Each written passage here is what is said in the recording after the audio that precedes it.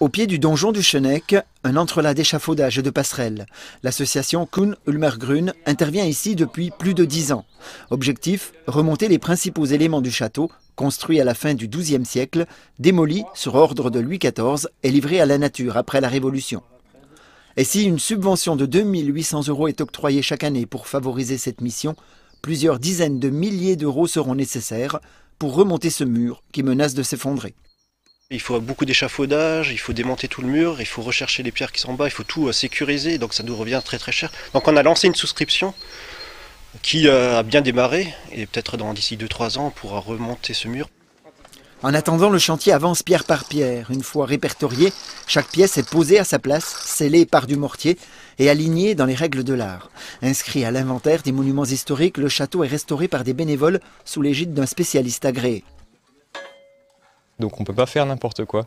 Donc on est soumis à des autorisations, il faut respecter des dossiers, des choses comme ça. Il y a des démarches à faire particulières. Et donc voilà, moi je suis là, tailleur de pierre de métier, pour encadrer les autres bénévoles. Au pied des ruines, une partie des membres de l'association effectue des fouilles destinées à nettoyer le chaos de pierre.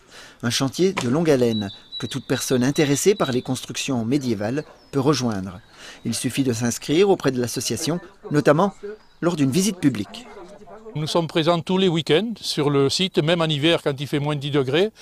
Et si les gens le demandent, nous faisons une visite organisée et c'est à eux après, s'ils sont satisfaits de notre prestation, de laisser un don ou non.